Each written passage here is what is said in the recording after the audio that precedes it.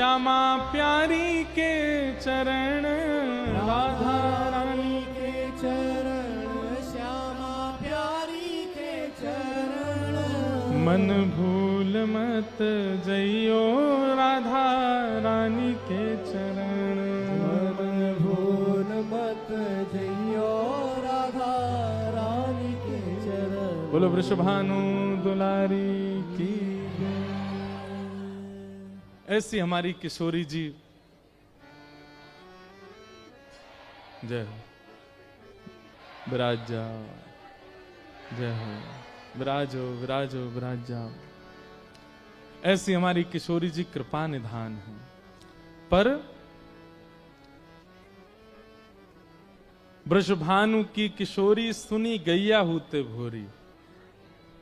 हमारी लाडली जी इतनी भोरी हैं कि अब बैठ जाओ भैया, सब लोग विराज जाओ।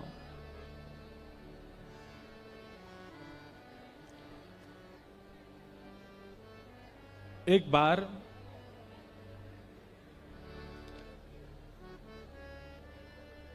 ठाकुर जी पर नाराज है गई श्री जी, मान लीला कर रही हैं। तो ठाकुर जी ने पूछी, आप काय बात को मान कर रही हो? किशोरी जी बोली, मोए ना पतो, बस दूर जाके बैठ जाओ, मुझसे बात मत करो, दूर बैठो। मान कर रही हैं। और ठाकुर जी यूं सोच रहे हैं, मैंने क्यों कहा ऐसो जा पे ये मुंह पे मान कर रही हैं, समझ में नहीं आ रहा है। ललिता जी आई, विशाखा जी आई, सबने आकर के पूछी, हे श्री जी, हे स्वामाजू, ऐसो कहा है गो, आप काय को इनते मान कर रही हो? वाह भैया, जय हो तुम्हारी। पंजाबी हैं भैया, सबरे ढोल बजा रहे हैं। तो किशोरी जी मान करके बैठी हैं। ललिता जी पूछ रही हैं, हे किशोरी जी, आप काय बात पे मान कर रही हो? ऐसो भयो का है, नेक बताओ तो सही। श्री जी कह रही, मोए ना पतो, अपने आप पहचानो में मान क्या कर रही हूं। ललिता जी बोले, ये कोई बात है, हम कैसे पहचाने आप मान क्यों कर रही हो?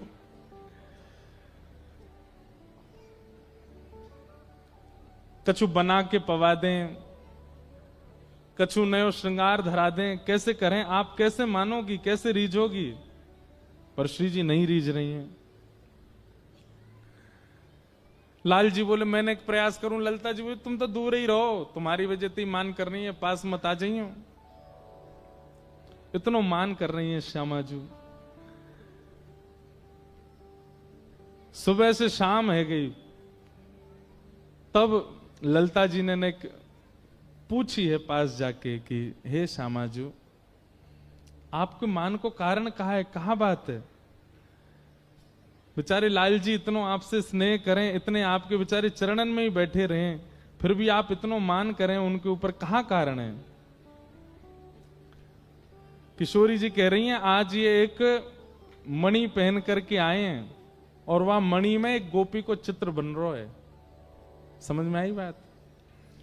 किशोरी जी कह रही हैं, आज एक मणि पहन करके आए और वह मणि में एक गोपी को चित्र बन रहा है। वह गोपी के चित्र को देख करके मोह मान है रो है, जन कौन सी नई गोपी इनने अपने वश में कर ली है और वही की मणि पहन के घूम रहे हैं। ऐसा प्रेम तो हम तो ना कियो इनने। हमारे चित्र की मणि कभी ना पहनी, एक गोपी की मणि चित्र की पहन के आए हैं। ललिता जी गई ठाकुर जी के पास और ठाकुर जी के पास जाकर के बोली, इतको आओ, निक दिखाओ, ऐसी कैसी मणि पहनी है आपने जहां में कोई गोपी दिख रही है? ठाकुर जी पास गए तो आज ठाकुर जी नीली नीली मणि पहन करके आए। ललिता जी ने जैसे ही देखो तो ललिता जी को अपना ही प्रतिबिंब दिखाई दिया। ललिता जी सिर पे हाथ धर के बोली, बोले हमारी श्यामा जी कितनी भोरी है ठाकुर जी। बोले क्यों? मुँह तो कह रही हैं, बोले मैं लाला तो या हमारे नाराज हूं, ऐसी मणि पहन के आओ, वहां में कोई गोपी दिख रही है। अब ये कैसे समझाएं? खुद ही देख के अपने आप अपने चित्र ही देख के उदास रह रही हैं, अपनो ही रूप देख रही हैं। कितनी भोली है हमारी किशोरी जी। ठाकुर जी गए किशोरी जी के पास, और मैं पद ढूंढ रहा हूं, वो पद इतना सुंदर है। किशोरी जी उसमें वर्णन करते हैं, अपने स्वरूप का वर्णन किशोरी जी कर रही हैं। मोते हु रूप गुण आगरी, कहां पाई बिन मोलिनी। किशोरी जी कह रही हैं, बड़े बड़े नैन, बड़े बड़े नैन, काजर उजियारे, कहां पाई बिन मोलिनी। ये ऐसे बड़े बड़े नेत्र वाली काजर लगा करके मोतु रूप गुण आगरी, मोतु ज्यादा सुंदर, और ज्यो ज्यो या कुछ समीप लऊं ऐसी किलकिला के हंसे, कहां ते लेके आयो। तब अंत में सब सखी हंसन लगी, बोली हे श्यामाजू आप तो बहुत भोरी हो, आप इतनी देर ते अपने ही रूप को वर्णन कर रही हो जी, आप खुद ही को देख रही हो, वो प्रतिबिंब है मणि में। किशोरी जी ने जैसे ही सुनी कि मैं अपनो ही रूप देख करके ठाकुर जी पे मान कर रही, तो शर्मा के श्री जी चली गई जमुना जी के तट पे। और लाल जी विचार करें, हमारी श्यामा जी भोरी कितनी है। ऐसी किशोरी जी। बंधुओं, ये वृंदावन रस रीति जो है ना प्रेम की, यहां पर छल मत कीजिएगा, यहां पर कपट मत कीजिएगा, यहां पर चतुराई मत दिखाइएगा। हमारी किशोरी जी बहुत भोली है, इसीलिए हमारे वृंदावन के मंदिरों में किशोरी जी का प्रत्यक्ष दर्शन नहीं है, क्योंकि हम चतुर बहुत हैं, हम छल बहुत है हमारे भीतर, हम कपटी बहुत हैं। और किशोरी जी बहुत सीधी हैं, बहुत सरल हैं, इसलिए ठाकुर जी ने उनको गौड़ कर रखो। बोले मैं खड़ा हूंगा, इनते तो मैं ही जूझूंगो, चतुर श्रोमणी है सबरे। हे श्यामाजू आपके आगे आके तो ऐसे ऐसे नाटक करेंगे, आप तो दो आंसू देख लेंगे इनकी, इन पर सबका जो बरसाए देंगी, हमारे आप तो घूंघट में ही रहो, भीतर ही रहो, मैं मिलूं इनते। इसलिए हमारी किशोरी जी भीतर बैठी हैं, लेकिन फिर भी हमारी किशोरी जी कृपा करती, अनुग्रह करती।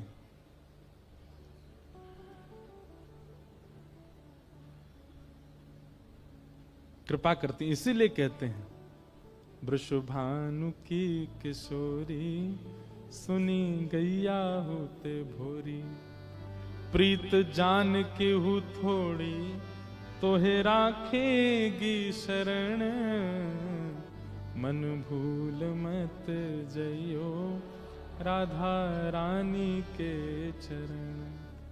श्यामा प्यारी के चरण, महारानी के चरण, मन भूल मत जइयो राधा रानी के। पर छल कपट बाजी छोड़ करके, चतुराई बन के नहीं। हमारी श्री जी बहुत भोरी हैं, उनके सामने सरल बन के जाओ। आज श्री जी का नाम पूरा वृंदावन गा रहा है, और वृंदावन की वजह से पूरा विश्व गा रहा है, पर कहीं कहीं मन में भय होता है। छल से, कपट से, ईर्ष्या से, द्वेष से, राग से आप यदि इस नाम को गाएंगे, श्री जी कृपा तो कर देंगी, पर ठाकुर जी नाराज हो जाएंगे आपसे। पहले छल को विदा करो, पहले सरलता चित्त में लाओ। हमारे वृंदावन में एक सूरदास हुए, ये भी नेत्र नहीं थे, लेकिन ये भी सूरदास थे, इनको सूरदास सब कहते थे। ये वो वाले सूरदास नहीं है अष्टछाप के कवि, तो नेत्र नहीं थे, खूब यश गाया ठाकुर जी का, और ठाकुर जी प्रकट हो गए इनको दर्शन देने के लिए। ठाकुर जी जैसे प्रकट भये, मधुर सुगंधी आने लगी। सूरदास जी बोले अरे भैया कहां ते सुगंधी आ रही है। ठाकुर जी बोले सूरदास तुम्हारो भजन पूरा है गो, अब मैं आ गयो, साक्षात तुम्हारे सामने खड़ा हूं। सूरदास जी तो रोने लगे। ठाकुर जी बोले अरे मेरे प्रकट है वे पे पूरा विश्व प्रसन्न हुआ, तुम रो रहे हो, क्या बात है। बोले मैंने यो कही युगल अइयो, दोनों अइयो, आप अकेले काई कुआए। ठाकुर जी बोले आंध रो या का पतो कि मैं अकेलो आयो कि श्री जी आई है मेरे संग। तो ठाकुर झूठ बोल दिए, अरे बाबा तुम्हें ना पता, श्री जी बगल में ही बैठी है मेरे, और बोल या हमारे न रही, कछु खा रही हैं, मुंह में कछु है या हमारे बोलना है रही हैं, संग में ही आई हैं। सूरदास जी बोले झूठ बोले लाला, मोते मोते झूठ बोल लो है।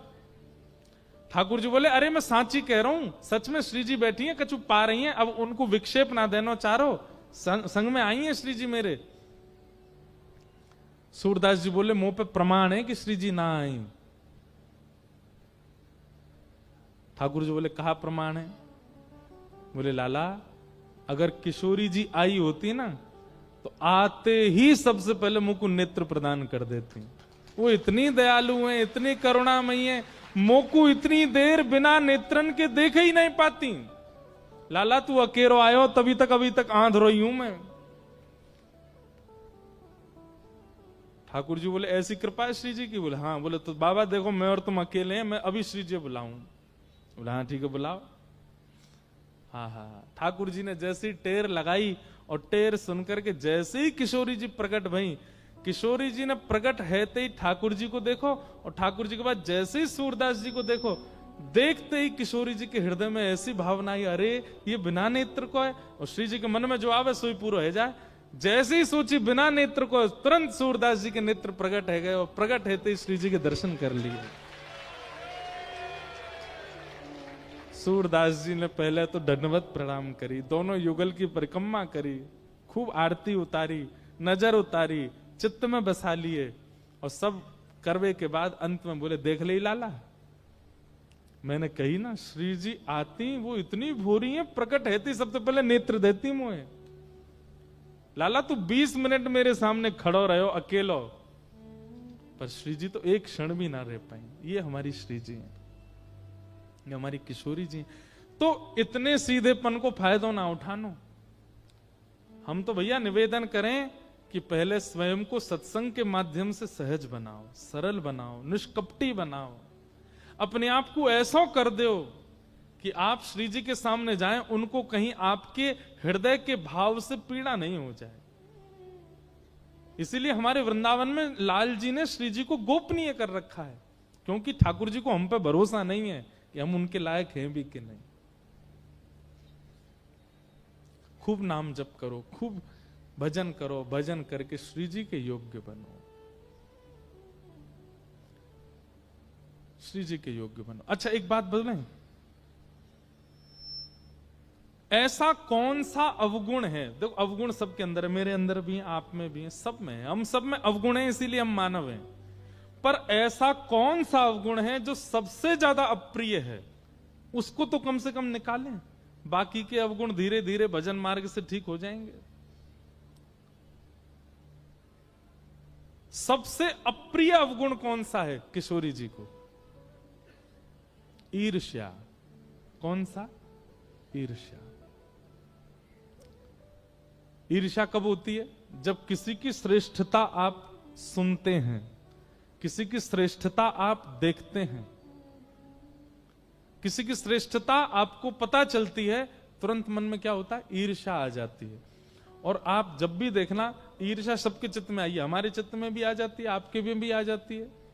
पर ईर्ष्या जब चित्त में आती है ना, आप देखना, आप हंसोगे, मुख से तो हंसोगे, पर मुख आपका बता रहा होगा सामने वालों को कि हंस नहीं रहा है। आप बोल तो रहे होगे अच्छा, पर उसका भाव पूरा पूरा गलत ही जा रहा होगा। सबसे बड़ा मुखौटा है हमारे मुखमंडल पर ईर्ष्या। क्यों? चित्त में कुछ है, मुख से कुछ निकलवाता, और श्री जी को ये बिल्कुल प्रिय नहीं है। तो क्रोध है, लोभ है, द्वेष, क्रोध है, लोभ है, अहंता है, ममता है, चिंता है, आदि आदि और भी दोष हैं, काम है, आदि आदि। इन सब दोषों को बाद में देखेंगे, बाद में छेड़ेंगे, पहले ईर्ष्या निकालो। ईर्ष्या निकालने के बाद आप कम से कम श्री जी के नाम गाने लायक बन जाओगे। सामने जाने लायक तो फिर भी नहीं हो, पर हां किशोरी जी का नाम गाने की, नाम गाओ और चित्त में श्री जी प्रकट हों, ये होता है नाम गान। नाम गान का मतलब ये नहीं श्री राधा श्री राधा श्री राधा कह रहे हैं, बस कहने मात्र से तो केवल जीवाणु पवित्र हो जाएंगे, पर श्री राधा कहा और तभी तप्त कांचन गौरांगी चित्त में प्रकट हो गई किशोरी जी, ये होता है नाम गान का मतलब। जैसे ही कहा मधुसूदन तुरंत मधुसूदन चित्त में प्रकट हो गए। जैसे ही कहा मदन मोहन, तुरंत मदन मोहन रूप चित्त में प्रकट हो गया। गिरधर गोपाल, तुरंत भुजा ऊपर धारण किए श्री ठाकुर जी चित्त में प्रकट हो गए। ये होता है नाम गान का मतलब। तो नाम गान की स्थिति तब प्रारंभ हो जाएगी जब ईर्ष्या चली जाए। दर्शन की स्थिति के लिए तो बहुत यत्न करने पड़ेंगे, हमें सरल बनना है, सहज बनना है, तब जाकर के श्री जी की कृपा प्राप्त हो। ऐसी हमारी किशोरी जी। तो अनेक चरित्र हैं भागवत में। आज मेरा मन था कि मैं भागवत का एक विषय कहकर के कथा विराम दूं, जहां पर भक्तों के लक्षण बताए गए हैं। कल मुझसे कोई कह रहा था कि महाराज जी कम से कम गुण ही बता दो, कौन कौन से होने चाहिए हमारे अंदर, जिससे ये सिद्ध हो कि हम भक्त हैं कि नहीं है, हमारे अंदर कहीं अभक्तता तो नहीं। क्योंकि तिलक, कंठी, नाम ये तो सबके पास है, परंतु भक्त का मूल स्वरूप क्या होता है, ध्यान से सुनो। श्रीमद् भागवत जी में कहते हैं उत्तम, मध्यम और साधारण 3 प्रकार के भक्त होते हैं। उत्तम भक्त का लक्षण यदि आप में है तो बहुत अच्छी बात है, लेकिन यदि मध्यम भक्त का लक्षण है तो प्रयास कीजिए उत्तम बनो, और सामान्य भक्त का लक्षण है तो प्रयास करो मध्यम बनो। सुनिएगा, तीनों लक्षण हम बताएंगे। उत्तम भागवत का लक्षण क्या है? सबसे पहला, श्रीमद् भागवत में नवयोगेश्वर संवाद है, बहुत सुंदर है, और उसमें ये बात कहते हैं सर्वभूतेषु यः पश्येत् भगवद भावमात्मना भूतानि भगवत्यात्मन् एष भागवतोत्तमः। सबसे पहला, थोड़ा कठिन है लेकिन सुनो। उत्तम भागवत कौन? अच्छा, उत्तम भागवत यदि मैं कहूं, उत्तम भागवत मतलब उत्तम भक्त। उत्तम भक्त यदि मैं कहूं तो उत्तम भक्त से आपको यह अर्थ लगाना है जो हरि को प्रिय हैं। समझ रहे हैं बात? एक होता है हरि जिनको प्रिय हैं, और एक होते हैं हरि को जो प्रिय हैं। तो मध्यम और साधारण भक्त जो हैं इनको हरि प्रिय हैं, पर उत्तम भागवत जो हैं ये हरि को प्रिय हैं। हमारा उद्देश्य क्या है?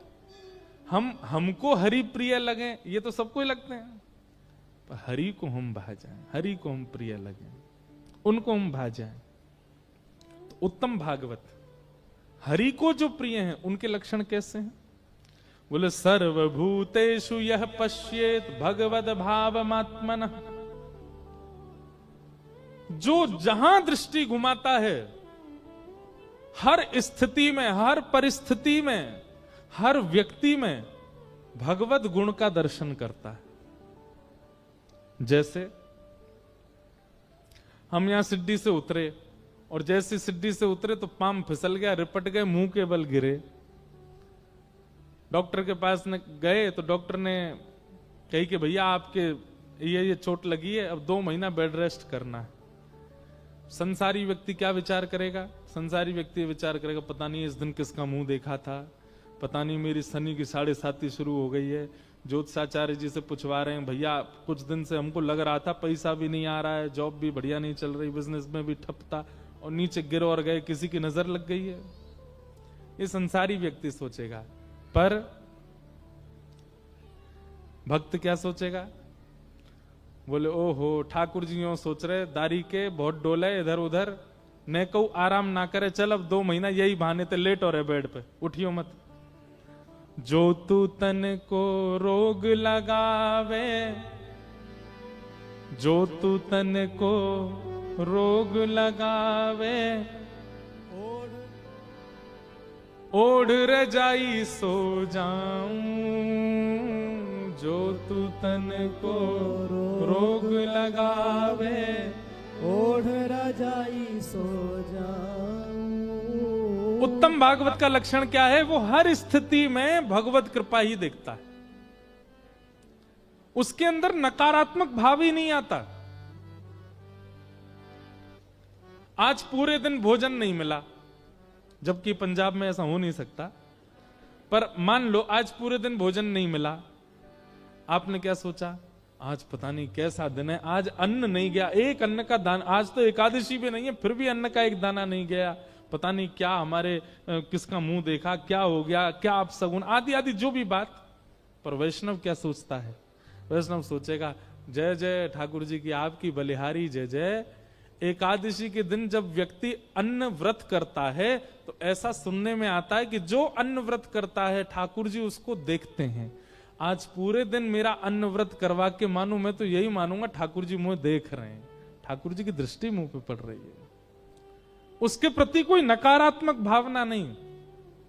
हर स्थिति में किसी से ब्याह होना था, ब्याह टूट गया, बहुत धनवान थे, बहुत संपत्तिवान थे, अब संसारी व्यक्ति क्या सोचेगा, पता नहीं कहां कर्म फूटे, बढ़िया ब्याह हो रहा था, अच्छे घर में जा रहे थे, खूब धनवान थे और बढ़िया वहां तो सुख राज करते, ब्याह टूट गया। लेकिन वैष्णव क्या सोचेगा, ठाकुर जी आपने मेरे लिए निश्चित ही कोई उचित विचार करके रखा होगा, इसीलिए आपने ऐसा किया। मैं प्रतीक्षा करूंगा, आप जब मुझे कोई उचित अपने योग्य बताएंगे तो उससे ब्याह करूंगा। ये उत्तम भागवत का लक्षण है, वो किसी भी परिस्थिति में नकारात्मक नहीं सोचता।